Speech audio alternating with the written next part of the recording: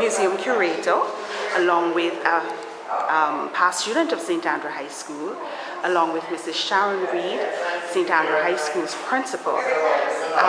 We're going to just ask them to say a little bit about what the Emery James Museum here at St. Andrew High School means to them, and to share a little bit about where we'd like to go. Sure.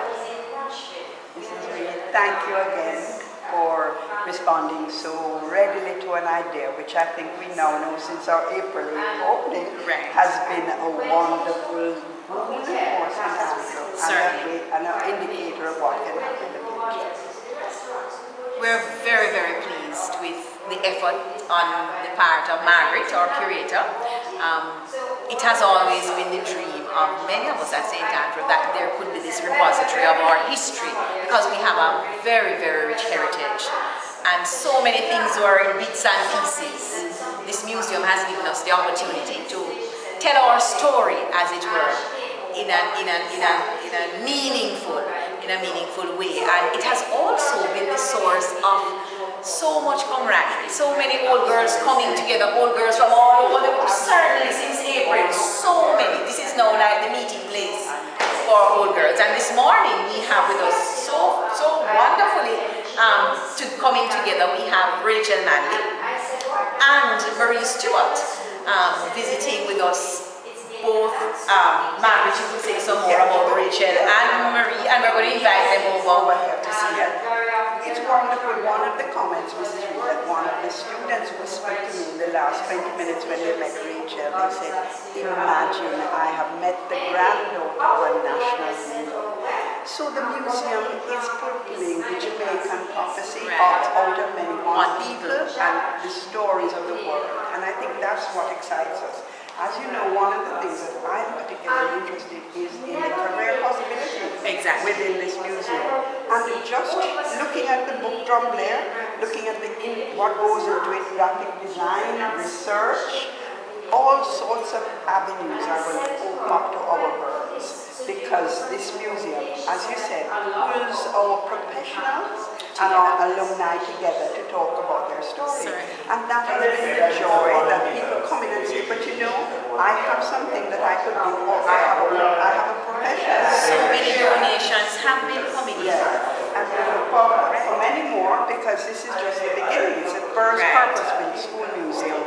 But we also have a responsibility to, as you know, other schools have been coming through and looking and saying, this is it. And it's also a place for people to come up close. For instance, we're standing beside the soils, Edna Manley's gift, which St. Andrew High School has had from the beginning. It used to be in our home, but it's now in this museum, and it offers an opportunity for young girls to come close and say, Miss, I saw that in a book.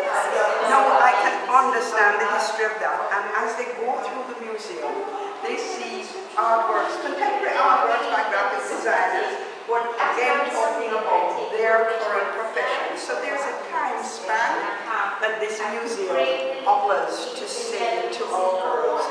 Looking back is also helping you in and we're really, that's one of the things we're really. And so many of them are simply fascinating, because in here, life over the decades since the start of St. Andrew is recorded, and they are totally fascinating. I think, Margaret, what if we invite Rachel and Marie and Diana? Ladies, will you come? We've just come over as we talk about the story, and we're using the medium of the internet and all these cheeps and twerps and tweets and blogs. Now, Rachel, welcome. You were here in this museum before your physical presence, because when we opened the museum, your books were on that shelf. And in fact, people who were not here said, Rachel, I went to school with her. She's such in Toronto. Some of them said, I said, yes, but she's also in the museum, because one of our early attempts was to document, and we thought we should have the books that have been written by Andrew's girls. So now we have probably 80 or odd books. We need more spaces. That's what we're facing now. We'll soon be outgrowing this space, but thank God for it. And Rachel, just say to you how happy we are to have you here with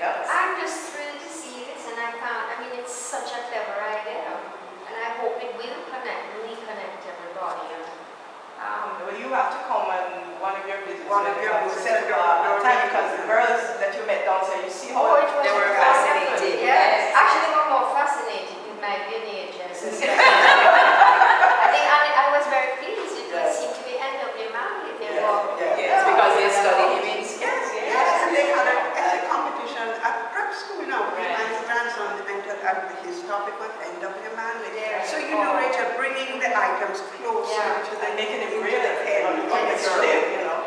Like how your Marie is visiting. We were all at school. Yeah, Marie and I are sort of a little more vintage than. But we all use our memory. I must have been a backward child because we are the same age. And after 40, we're all the same age. But I must tell you one more thing, the dialogue I was saying earlier to the students. One of my classmates, when I brought out my first book, turned around and said, "Oh my God, I really have to write a book. If Rachel Manley could write a book, anybody can write this cabin." And that too is a lesson that we may laugh at it, but it's a comment that the girls have all made to me. They met Marie, they saw Marie, Dr. Marie Stewart, getting an OBE, and then they met her. I don't remember one time they said, "Miss, I met somebody who met the Queen of England and Prince Philip." And then they added Marie, and I knew it was true. They said, "Up close," because he was pinning something on her bodies. I said, what a lovely, but she hesitated on bodies. But it's wonderful. And one of the components, Rachel, which you don't see now, but we have up here, we have ongoing, we have a PowerPoint projector over here, Oh, right. So any photographs, and I say this particularly to you because when I called to ask you about photographs and the PowerPoint, you sent me two very disreputable side shots, fuzzy shots, and I said, "No, Rachel, that can't be it." She said, "That's the only photograph I have." You're signing some books somewhere. Yes, those photographs. You have signed photographs, but you didn't have any electronic. No, I don't have it. Also, But then you got some from the back of the book. So we have beautiful vistas of you.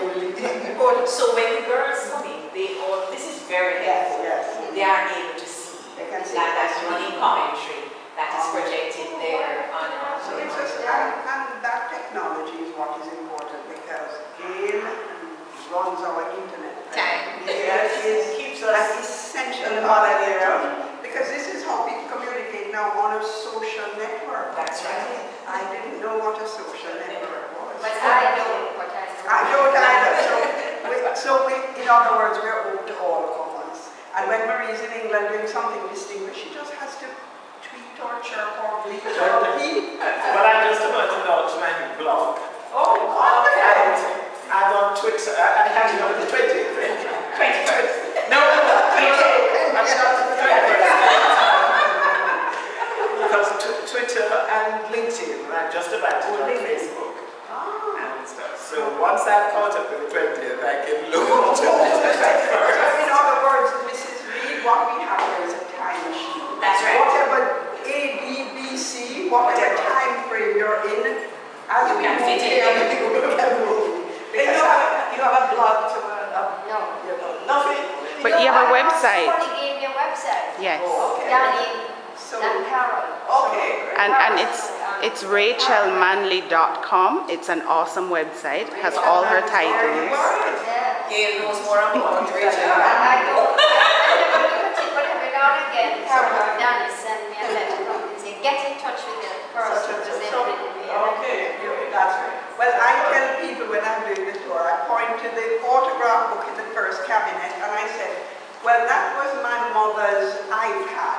In 1930, when Kathleen Record and her two sisters came from Troja and St. Catherine, they had an iPad. They didn't know it and they didn't call it that, but it was an autograph. So again, the museum is just such a place up to record the past and look to the future. So we really welcome Rachel. Please